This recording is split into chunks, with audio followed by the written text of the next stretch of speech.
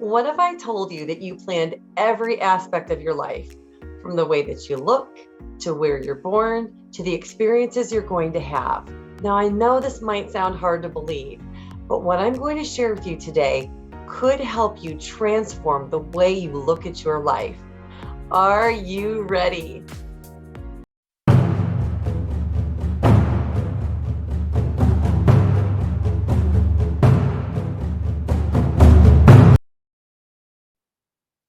Before you came to Earth to become you wrote a screenplay to go there and have your human life. So, what is a screenplay? It's a very elaborate blueprint for a movie, and it details the stories and scenes of the entire movie. Each page of the screenplay depicts 1 minute of the movie. It describes every detail about each character, what they'll say, and how they'll say it. It prescribes the location, the time, the day, and the precise details of how each scene ultimately takes shape, culminating in a finished movie. Nothing is left to chance. Every detail is vetted. That's a lot for just a 2-hour movie, right? Well, then can you imagine the complexity of writing a screenplay for your entire lifetime? Even accounting for all the potential directions your life might lead you in? You pick your parents, when and where you're going to be born.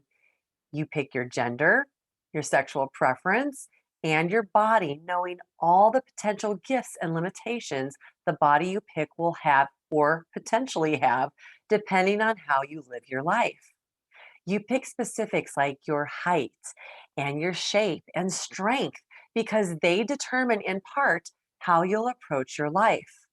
Will you have a brain that is book smart, or are street smarts more important for this lifetime? You pick your socioeconomic conditions and write contracts with your siblings and extended family. You work with different souls and soulmates, discussing who will cross your path at what particular time in your life and for what purpose. You decide what types of interests you'll have, and you may throw in a few tests for yourself. Perhaps you'll have a propensity towards depression, a disease, an addiction, or deviancy. And maybe you'll want to see if you can overcome the obstacles that held you back in your last lifetime. If this is your first lifetime, maybe you'll want to test your soul to see what you are able to overcome. There are people you will need to meet to help you on your journey: friends, acquaintances, coworkers, mentors, teachers, and even enemies. These souls aren't really any of these things. They're just playing a part to assist you in this lifetime. And in return, you'll play a part in their movie. Then you'll plan different exit points or times that you could potentially die, because being in a human body is not your normal state of being. And at some point, you're going to want to return to the other side, to your true form as a soul. So you plan these different exit points because if you finish your lessons early, you might want to get out of Dodge. Maybe you write a contract with a soul who will become your grandson. And then you'll take on the role of primary caregiver when he's born. So you can't leave until much later in life. Maybe you're here as a light worker, and it won't be until later in life, when you've had accumulated many, many experiences, that you'll be able to then begin to fulfill your soul's purpose. Again, having a later exit point in your life. Maybe you'll develop cancer, but then decide that you aren't quite ready to leave this earth yet because you have one more thing left to do. So you fight it and you beat it. Whereas for someone else, it's their time and they succumb to the cancer. Maybe you are a new soul and the thought of spending 80 years on earth is too daunting.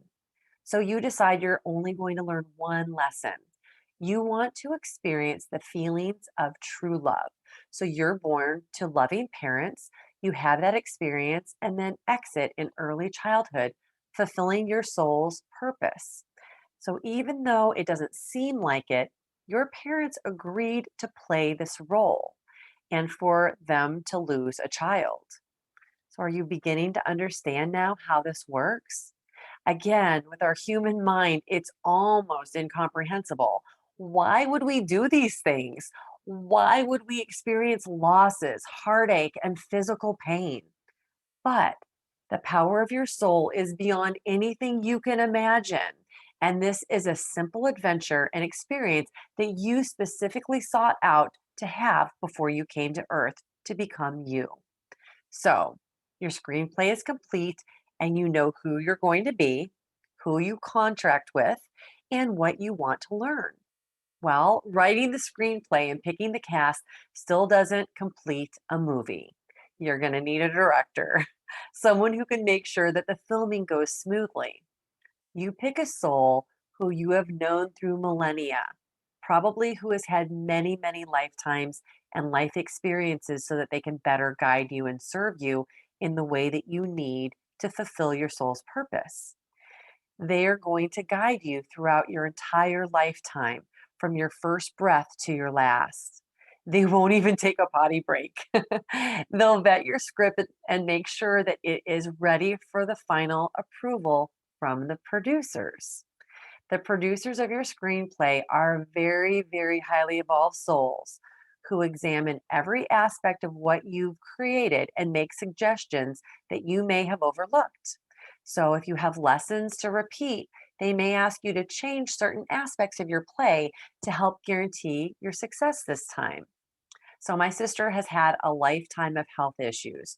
She had juvenile diabetes that ultimately resulted in her having to have a kidney and pancreas transplant, and then later open heart surgery.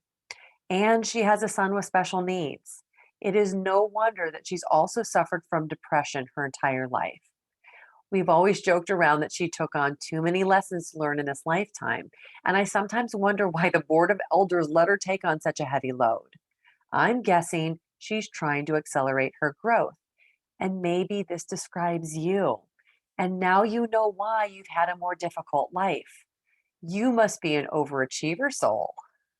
So before you can begin filming, you're going to need a financial backer for your movie. So here come the big guns. God has the final say. But since you're also given the gift of free will, I really don't think he interferes very often. You are a soul and an energy being. And since energy can neither be created nor destroyed, you become another form when you leave your earthly body. And your soul can't be harmed. Not really.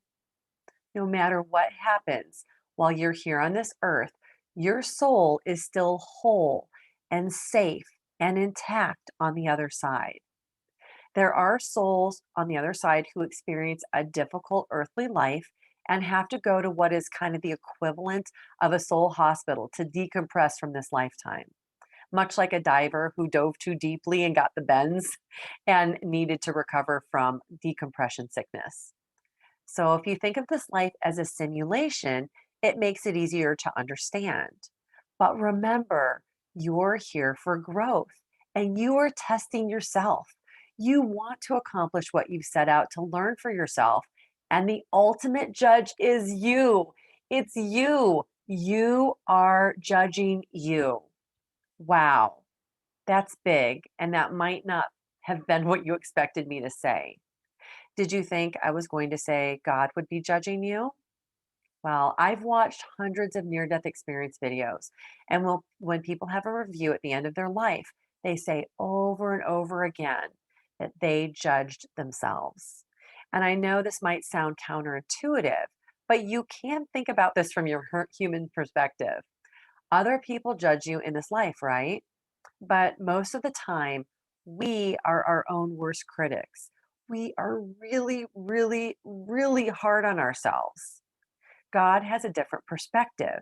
He looks at us with the loving feelings that we have when we look at a premature baby, because that's what we are to Him. And He loves us no matter what. The one thing I know from my nine journeys to the other side is that there is nothing, nothing, nothing, nothing but love and peace and forgiveness and beauty there. God does not judge us. He has an understanding that is far beyond our comprehension, And we cannot begin to understand the power, magnificence, and enormity of who He is. Bad, evil, detestable exists here for a purpose and a reason that we can't quite overcome. But there's a part of us that knows that we need to overcome those fears. It helps us learn and grow. But those things do not exist on the other side. There is no hell and no devil.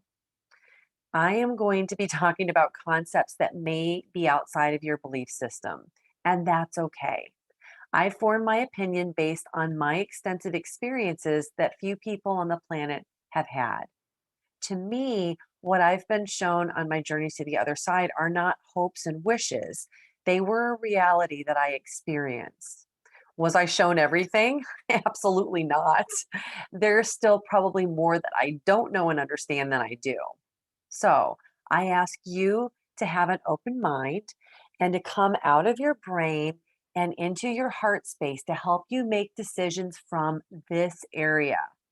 Your heart is smarter. Take with you what resonates and then do your own exploration and work and come back to concepts that you were on the fence about or didn't understand later on.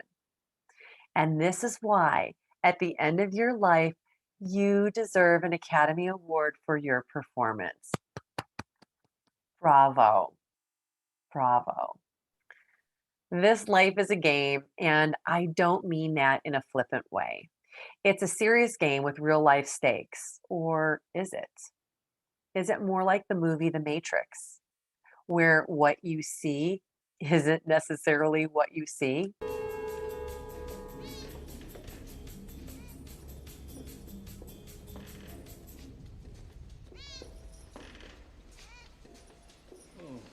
Deja vu. What did you just say? Nothing, just had a little deja vu. What did you see? What happened? A black cat went past us, and then another that looked just like it. How much like it? Was it the same cat? Might have been, I'm not sure. If you haven't watched that movie, it is truly worth your time, and I hope you'll check it out. As I was working on this module, my friend Stacy, who is a real estate agent, asked me if I wanted to come and see a nearby house that she's been selling. We've been friends for over 5 years, and in all that time, she's only invited me to see one other house. And as I walked through one of those 5 bedrooms, my mouth dropped open when I saw this. That's how the universe works. They send us confirmations to guide us and let us know that we're on the right path. What you see isn't necessarily what you see. Switch, APOC. What is it? A deja vu is usually a glitch in the Matrix. It happens when they change something.